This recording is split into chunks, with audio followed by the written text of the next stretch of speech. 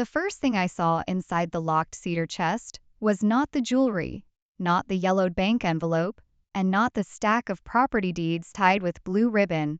It was my own baby picture. I was sitting on the floor of a stranger's attic, wearing rubber gloves, with dust in my hair and an $80 cleaning job half finished behind me. The house belonged to a wealthy widow named Mrs. Celeste Whitaker, a woman I had only met twice before that morning. She lived in the old part of Savannah, where the houses had iron gates, deep porches, and windows that looked like they remembered things people wanted forgotten. The photograph was small, with scalloped white edges and a crease across one corner. A baby girl in a pale yellow blanket, dark curls, a tiny birthmark just under her left ear. I knew that birthmark because I still saw it every morning when I pulled my hair back before work. On the back of the photo, in blue ink, someone had written, "Nora, 3 months old. Do not let Daniel find this." I sat there for a long time. Outside, rain tapped softly against the attic window. Downstairs, Mrs. Whitaker's caregiver hummed to herself in the kitchen. The house smelled like lemon polish, old wood, and secrets. I had come there to clear boxes, sweep floors, and earn enough money to cover the electric bill before Friday. I did not know I had walked into the middle of a stolen inheritance, a dead woman's promise, and a lie that had been protected for 38 years. And I certainly did not know that the most dangerous person in the story was someone who had smiled at me across my own kitchen table. Good day, dear listeners. It's Nora again. I'm glad you're here with me. Please subscribe to my channel and like this video. And also let me know in the comments which city you're listening from. That way I can see how far my story has traveled. My name is Nora Bellamy. At the time this happened, I was 38 years old, divorced, and teaching 11th grade history at a public high school outside Savannah, Georgia. I was not poor in the dramatic way people imagine. I had a small rented duplex, a reliable 12-year-old Honda, shelves full of books, and enough groceries if I planned carefully. But I lived by dates.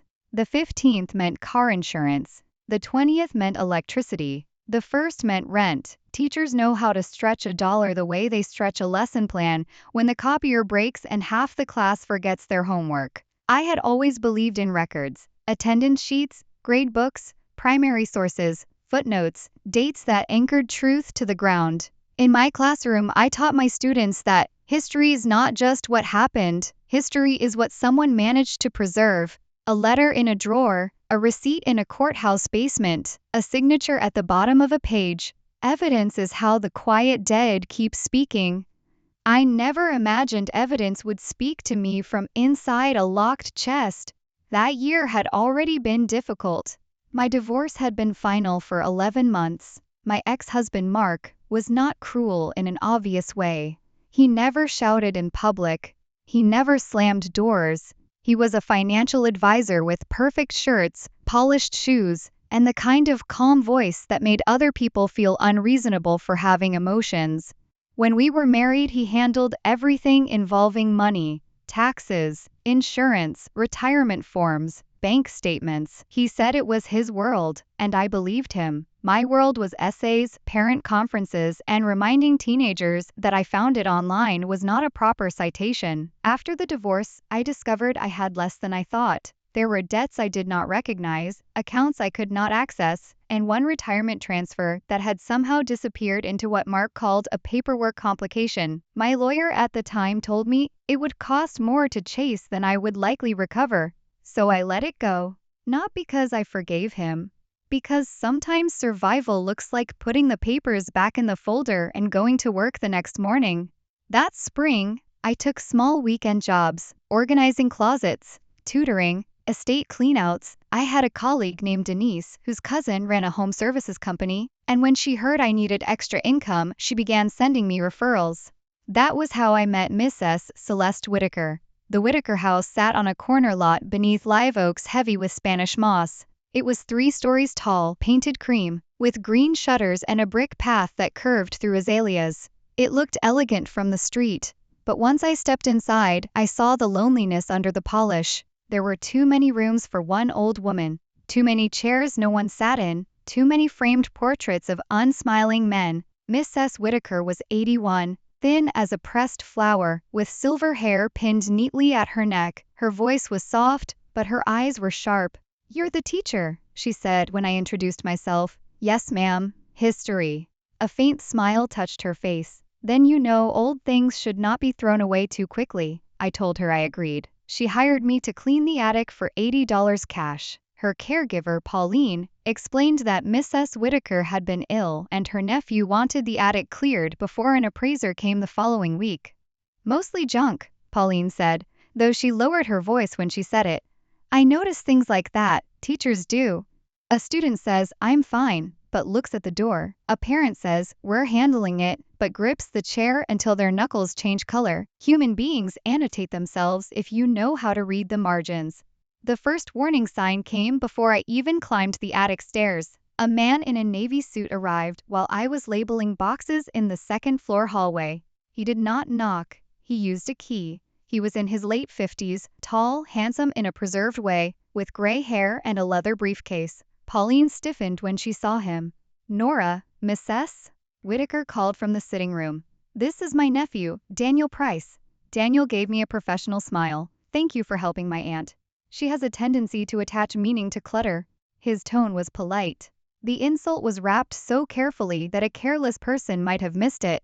"I'll follow Mrs. Whitaker's instructions," I said. His eyes stayed on me half a second too long. "Of course." Then he turned to his aunt and lowered his voice, but not enough. "The appraiser needs access to all storage areas. We've discussed this." Mrs. Whitaker's hand trembled on the arm of her chair. "Not today. Aunt Celeste, not today." The room went quiet. Daniel looked at me again, and his smile returned. Families. Always complicated. I had spent years teaching about kings, revolutions, treaties, and betrayals. I knew that power often spoke softly because it expected to be obeyed. Upstairs, the attic was a long, sloped room with exposed beams, sheet-covered furniture, and cardboard boxes stacked in uneven towers. Dust floated in the air like ash. A single round window looked over the wet garden. Most of the work was ordinary. Old lamps, Christmas ornaments, cracked picture frames, a trunk full of moth-eaten linens. I made 3 piles: keep, donate, discard. That was how I taught research papers too. Keep what supports the argument. Discard what distracts. Question what does not fit. Near the back wall, behind a rolled rug and 2 broken dining chairs, I found the cedar chest. It was smaller than a hope chest, dark and heavy, with brass corners green from age. A thin chain had been wrapped around it twice and secured with a small lock. On top, someone had placed a folded quilt as if hiding it in plain sight. I called downstairs. Mrs. Whitaker took several minutes to climb to the attic, leaning on Pauline's arm. When she saw the chest, her face changed. Not fear exactly. Recognition. "You found it," she whispered. "I can leave it alone," I said. She looked toward the stairs, then back at me. Daniel must not know. That was the second warning sign. She took a key from a chain beneath her blouse. Her fingers shook so badly that I offered to help, but she shook her head. The lock clicked open with a sound so small, it seemed impossible that it could divide my life into before and after. Inside were layers of tissue paper, envelopes, and documents sealed in plastic sleeves. At the top was the baby photograph, my baby photograph. For a moment, my mind behaved like a classroom when the fire alarm goes off. Noise without order, movement without meaning. I told myself there might be another Nora, another baby with the same birthmark. Another photo from 38 years ago hidden in a wealthy woman's attic with the warning, "Do not let Daniel find this." But denial is just the mind asking for more evidence before it changes the lesson. Mrs. Whitaker sank slowly onto an old wooden chair. Her eyes filled with tears. "I wondered whether I would live long enough," she said. "Long enough for what?" My voice did not sound like mine. She reached into the chest and lifted a yellowed envelope. Across the front, in careful handwriting, was written, "For Nora Bellamy, when she is ready to know." My name. My full married name had been Nora Price for 12 years, but Bellamy was my birth name, the name on my school badge. The name I took back after the divorce, like a room I had finally unlocked. I did not open the envelope immediately. I looked at Mrs. Whitaker. "How do you know me?" She closed her eyes for a moment. "I knew your mother. My mother died when I was 6. I know. The attic seemed to shrink around us. My mother, Celeste Bellamy, had been a hospital records clerk. That was what I had been told. She died in a car accident on a rainy night outside Macon. My father had never been part of my life. My grandmother raised me until she passed when I was 19. There had been no rich friends, no old houses, no locked chests. Mrs. Whitaker reached for my hand, then stopped herself, as if she did not feel she had the right. "Your mother saved my life," she said, "and I failed to save hers." Downstairs, a door closed. Pauline turned toward the stairs. Mrs. Whitaker's face tightened. "Put it in your bag, now." "What?" "The envelope, the photograph, the small ledger beneath it. Take them. Do not tell Daniel." I did not move. I am not impulsive. I tell my students that when something shocking appears in a source, you do not build an entire thesis on it in the first 5 minutes. You verify, you contextualize, you protect the original. But Mrs. Whitaker's fear was real. It had the sharp smell of a gas leak. "Nora," she whispered, "please." So I placed the envelope, photograph, and a small black ledger into the side pocket of my canvas work bag. By the time Daniel appeared at the top of the stairs, the chest was closed. He looked from his aunt, to me, to the cedar box. "Everything all right up here?" Mrs. Whitaker lifted her chin. "I am tired." His gaze rested on the chest. "I can have that removed." "No," she said. "Aunt Celeste, we cannot keep delaying necessary steps." I picked up a broom. My hands were steady, because I made them steady. In a classroom, students notice when your hands shake. So do dangerous men. Daniel smiled at me. "Find anything interesting?" "Mostly linens in old frames," I said. That was not a lie. It was just not the whole truth. He watched me for another second. Then he stepped aside to let us pass. When I left the house an hour later, Mrs. Whitaker pressed $80 into my palm.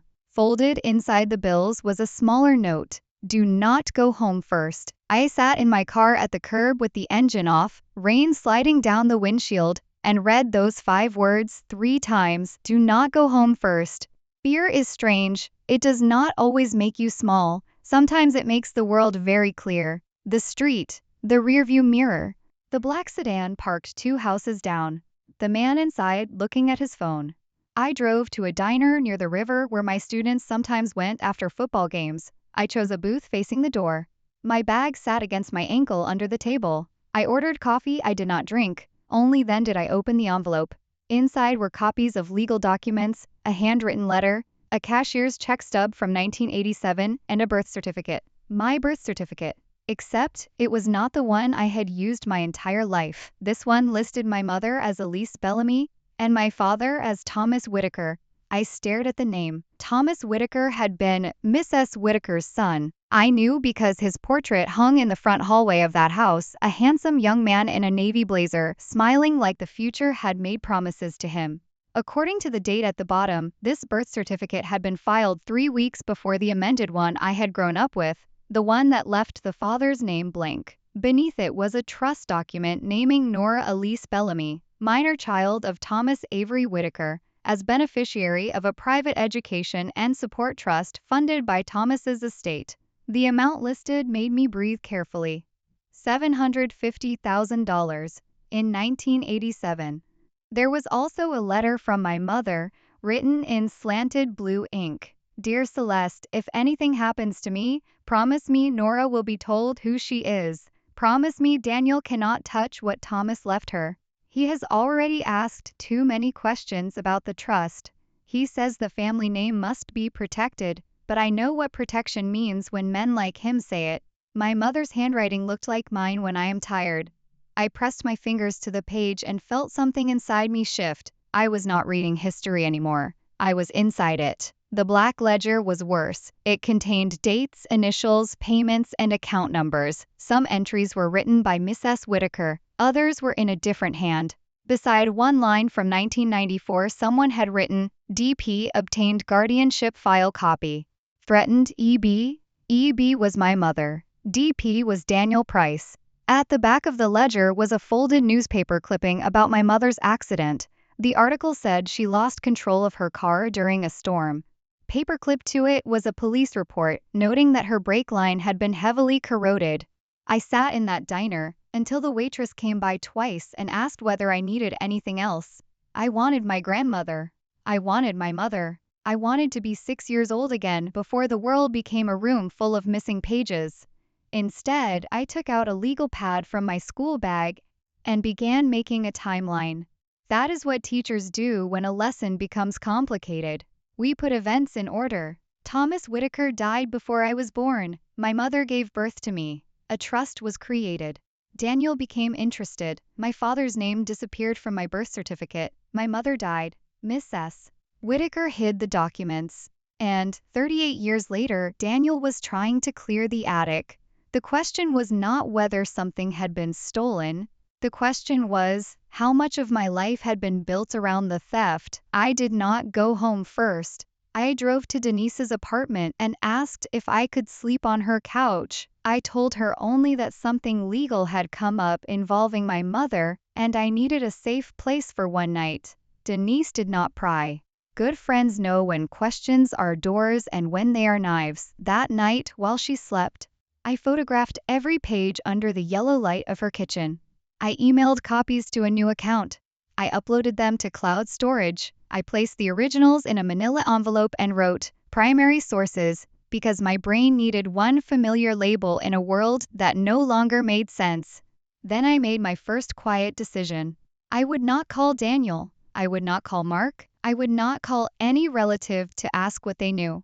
I would not give anyone the chance to explain the evidence away before I understood it myself. The next morning, I called a lawyer named Rebecca Harlan.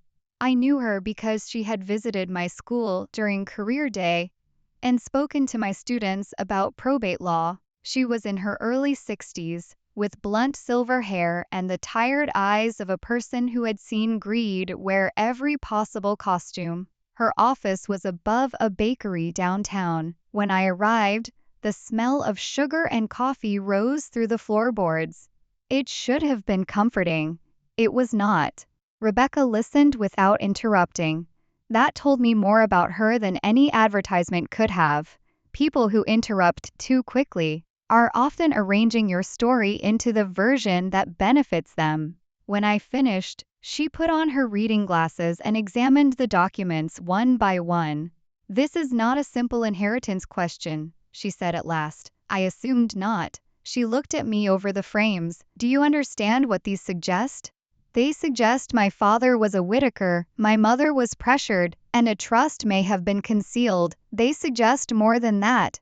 She tapped the ledger. "They suggest a deliberate pattern of concealment, possible fraud, and potentially undue influence over Celeste Whitaker. Depending on the trust records, there may also be conversion of assets." Conversion, a clean legal word for taking what belongs to someone else. What do I do? First, you stop carrying originals in your bag. She slid a folder toward me. Second, you tell me everything about your ex-husband. I blinked. "Mark? You said his last name is Price." "Yes, and Daniel Price? My ex-husband's uncle." The room went silent in a way I can still feel. When I married Mark, one knew he came from a respectable Savannah family with connections to banking and estate management. He mentioned a wealthy great-aunt once or twice, but he said the family was complicated and distant. I had never met Celeste Whitaker at a holiday. I had never been invited to that side of the family. Now Rebecca was looking at me the way I look at a student who has accidentally found the thesis before understanding the evidence.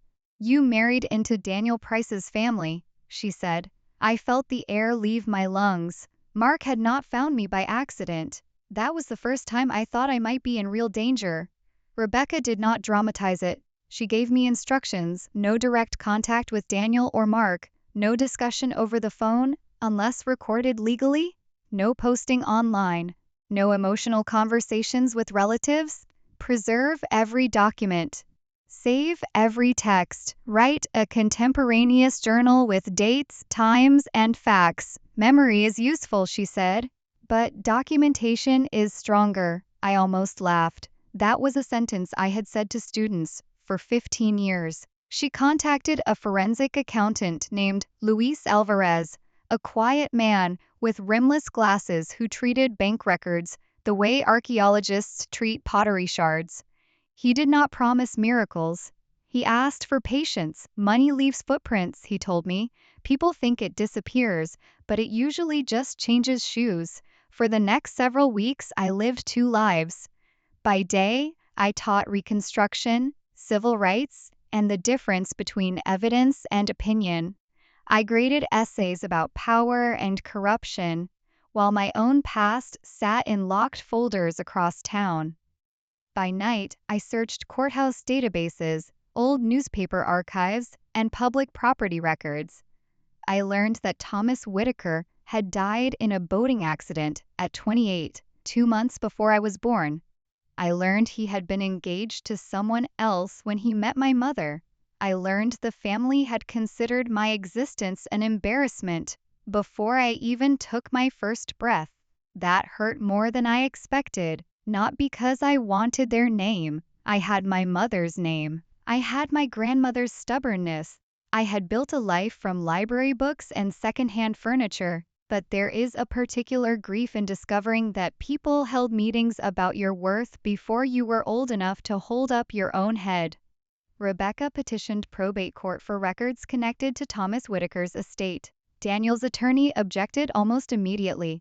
That was how we knew we had touched the right door. The first concrete proof came from a bank archive. Louise found a dormant trust account that had been opened for my benefit when I was an infant. The original trustee was Celeste Whitaker. The successor trustee, if Celeste became incapacitated or resigned, was supposed to be a local trust company. But in 1995, the trustee designation changed. The new trustee was Daniel Price. The signature authorizing the change appeared to be Celeste's. Mrs. Whitaker, according to Pauline, had been recovering from a stroke at the time. She could barely sign her Christmas cards that year, Pauline told Rebecca in a recorded interview. Louise compared the trustee change signature to other signatures from that period. His report used careful words like inconsistent, irregular, and probable simulation. Forgery is a harsh word. Experts are cautious before using it. But I knew what I was looking at. Someone had copied an old woman's name to gain control of a child's money. My money. Then the account began to shrink. Withdrawals were made for educational expenses, while I attended public school on free lunch forms. Payments went to consulting companies registered to Daniel's associates. A large transfer helped purchase a commercial building downtown. Another funded a private investment account linked to Mark's father. And then, 2 years before Mark introduced himself to me at a charity book sale, a payment from one of Daniel's companies went to Mark. The memo line read, Research and Introduction Services. I remember the day I met Mark. I was 26, carrying a stack of used history books, and he helped me pick up one that slipped from my arms. He joked that anyone buying biographies in bulk was either a teacher or a spy. I thought it was charming. Now I sat in Rebecca's office, staring at the payment record, and understood that my marriage may have begun as an assignment. That was when the betrayal changed shape. It was no longer only about inheritance. It was about access. Mark had married me, handled my finances, watched my mail, learned my habits, and positioned himself close enough to keep me ignorant. I did not cry in the lawyer's office. Tears would come later, in my car, parked behind a pharmacy with my hands over my face. In that office, I asked, what is the next step? Rebecca's mouth tightened. Now we ask why Daniel is in such a hurry to empty Celeste's attic. The answer came from Pauline. Mrs. Whitaker had recently been diagnosed with a heart condition. Daniel had arranged for an estate appraiser and was pressuring her to sign updated documents, giving him broader authority over her property. He had also mentioned moving her into a private facility for her own safety. Pauline did not trust him. He talks like velvet, she said, but everything he touches gets smaller. A week later, Daniel called me. I was standing in my kitchen, rinsing a coffee cup, when his name appeared on my phone. I had not given him my number. Mark had probably done that years ago. I let it ring twice, then pressed record on the second device Rebecca had told me to keep nearby. Nora, Daniel said warmly, I hope I'm not catching you at a bad time. I looked out at the porch light glowing against the evening rain. What can I do for you? I wanted to check in. My aunt has been confused lately. She sometimes gives things away or says things that sound meaningful, but aren't. I'd hate for you to be burdened by family matters that don't concern you. Family matters. I wrote the phrase on my legal pad. I'm not burdened, I said. A pause. Good, good. Still, if she passed along anything from the attic, I'd appreciate its return. Sentimental items, old papers, things that could be misunderstood. Misunderstood by whom? He gave a soft laugh. You're a teacher. You know context matters. Yes, I said. It does. His voice cooled by 1 degree. Nora, I know you've had a difficult year. Divorce is expensive. School salaries aren't what they should be. I'm sure an extra $10,000 would make life easier. There it was. Not a threat first. A kindness-shaped bribe. For what? For your time. For your discretion. For returning anything that belongs to the Whitaker estate. I thought of the baby photo. My mother's letter. The birth certificate with my father's name. I'll speak with my lawyer, I said. Silence. When Daniel spoke again, the velvet was thinner. That would be unfortunate. Legal misunderstandings have a way of affecting reputations, especially for teachers. I felt fear move through me, but it did not move my voice. Good night, Mr. Price. I ended the call and sent the recording to Rebecca. The next morning, my principal called me into his office. A complaint had been made anonymously, claiming I had accepted cash from an elderly woman and stolen items from her home. I sat across from him with my hands folded and watched embarrassment fight with concern on his face. He was a decent man placed in an ugly situation. I'm required to ask, he said gently. I understand. I gave him Rebecca's contact information and nothing else. That was hard. Teachers live on reputation. One whisper can travel through a school faster than fire through dry grass. For 3 days, people looked at me differently. Not all people, just enough. That is how polite pressure works. It does not have to destroy you. It only has to make silence feel safer than truth. But I was past silence. Rebecca filed an emergency petition to preserve records and prevent destruction of assets related to the Whitaker Trust. She also requested a protective order, limiting Daniel's access to Miss S. Whitaker's financial documents until capacity and trustee issues could be reviewed. Daniel's attorney responded with polished outrage. He called my claims opportunistic. He said I was a financially distressed former family member attempting to exploit an elderly woman's confusion. He questioned my motive, my credibility, and my character. I read the filing at my kitchen table with a red pen in my hand. Old habits. I underlined every claim that could be disproven by documents. By then, the stronger evidence had begun arriving. Luis traced trust withdrawals through shell companies. One company shared an address with Mark's old financial office. Another had paid for renovations to Daniel's beach property. A third made quarterly payments to a private investigator during the year Mark and I met. Rebecca subpoenaed Mark's records. He fought it. That told us enough. When the documents finally came, they contained emails between Mark and Daniel from before my marriage. One line stayed with me. She trusts easily if approached through books and school charities. No father in picture. Grandmother aging, likely manageable. I read that sentence only once in Rebecca's office. Once was enough. Manageable. That was the word they had used for a young woman who wanted love, stability, and someone to ask how her day had been. For years after my divorce, I blamed myself for missing signs. But manipulation is not a test you fail because you are foolish. Sometimes the liar has studied you longer than you have studied him. That email was the point of no return. Rebecca looked at me and said, "We can still settle quietly if that is what you want. There is no shame in wanting peace." Peace. For a moment, I imagined taking a confidential payment, signing papers, and walking away. I imagined teaching until retirement, buying a small house, planting tomatoes, never hearing Daniel's name again.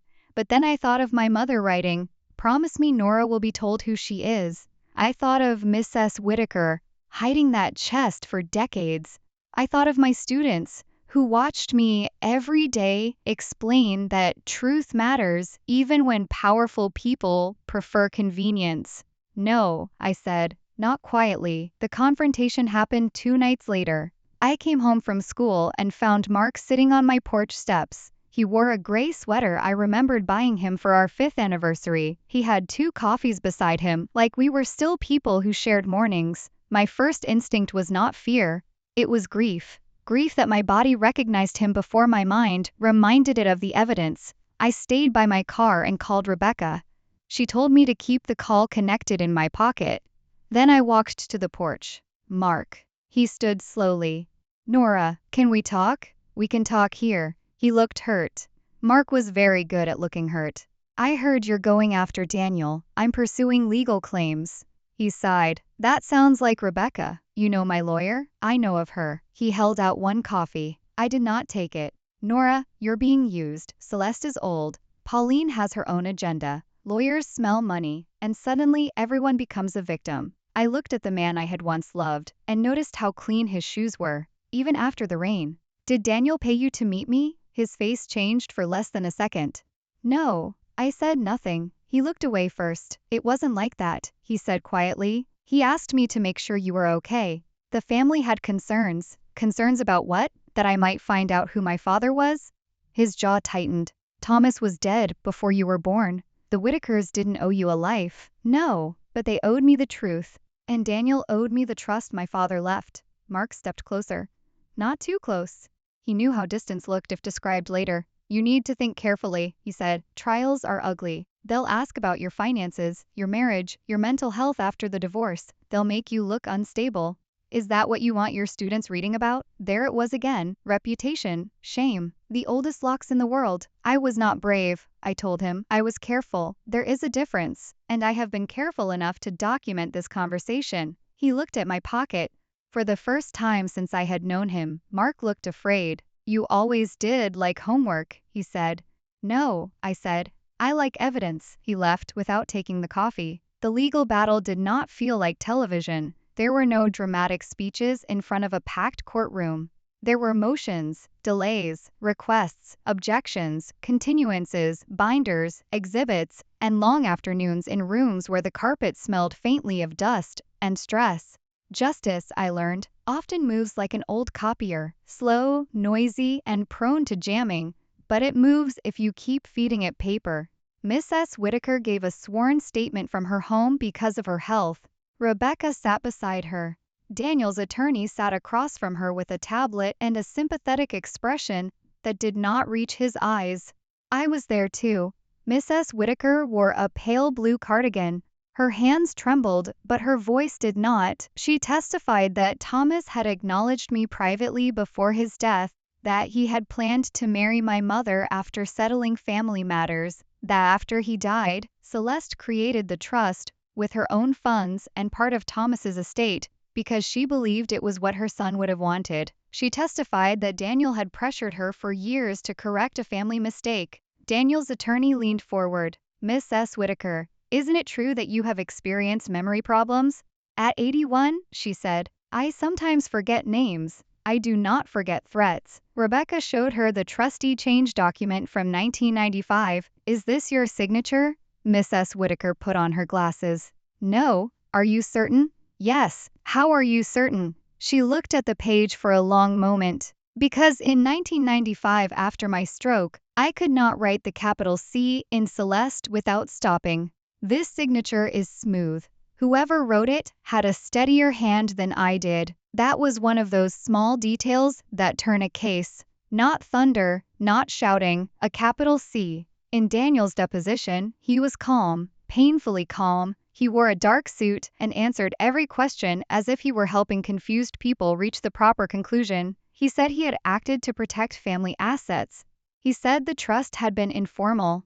He said funds were used for legitimate expenses connected to my welfare, though he could not explain why those expenses included consulting fees, beach property renovations, and payments to companies owned by his friends. Rebecca let him talk. Good lawyers, like good teachers, know that silence can be a worksheet people fill in themselves. Then she placed Mark's email on the table. She asked Daniel to read the line aloud. He glanced at it and said, I don't recall this communication. Rebecca nodded. That was not my question. His attorney objected. Rebecca waited. The court reporter sat with her hands poised over the keys.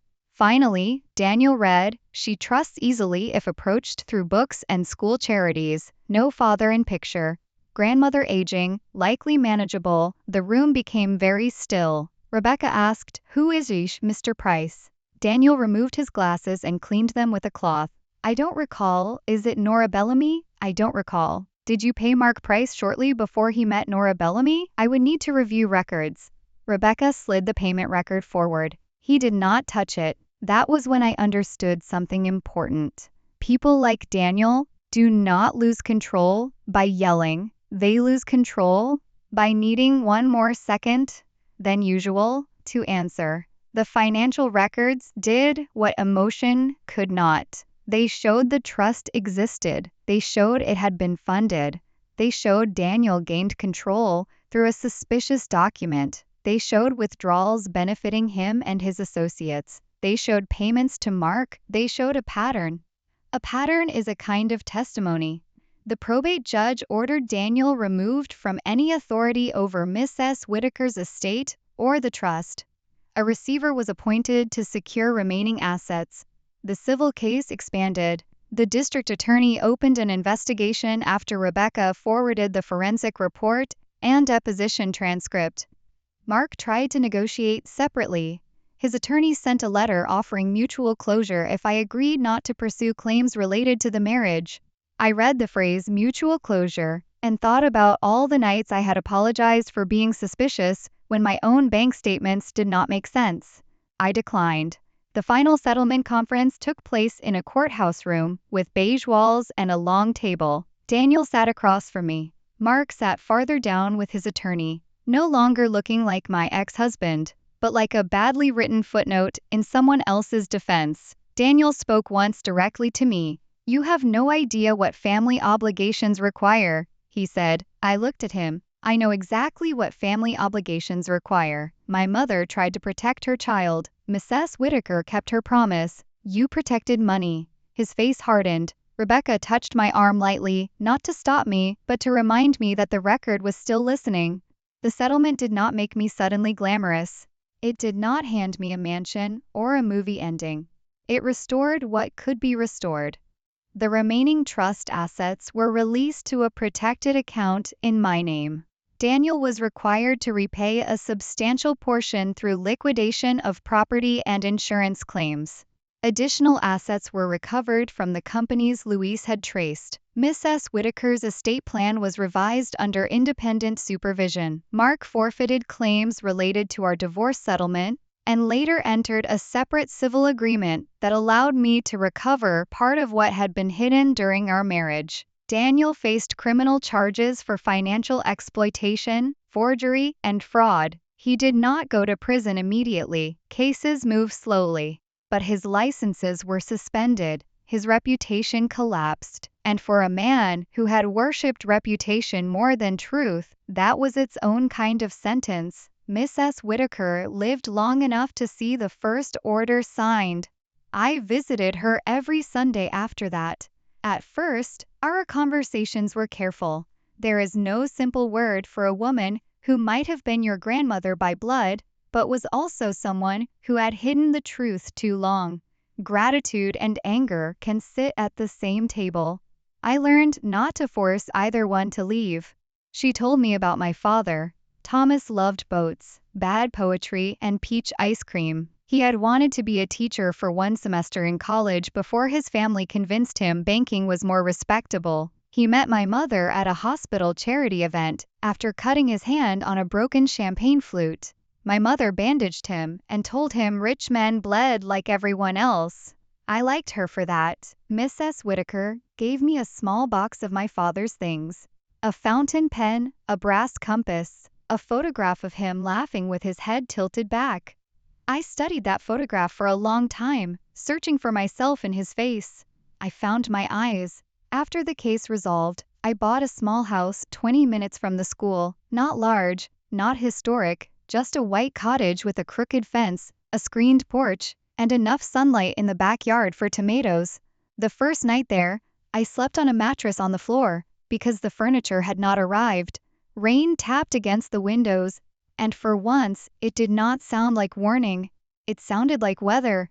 I kept teaching. People asked why I did not quit. The answer was simple. Teaching had been mine before the money, before the documents, before the truth arrived wrapped in dust and cedar. I had spent years telling students that ordinary people matter in history. I still believed that. I did set up a scholarship fund in my mother's name for students who wanted to study nursing, records management, social work, or law. Quiet professions, necessary professions. The kind of work that protects people who do not always know they need protecting. On the first award certificate, I wrote a line my mother had written in her letter: "Truth is a form of shelter." I framed a copy and hung it in my classroom.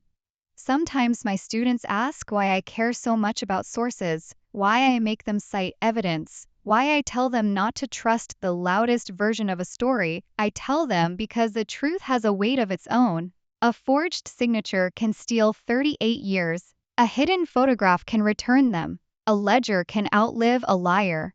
A woman can sit at her kitchen table with shaking hands and still choose the next correct step. I used to think freedom would feel like a door bursting open.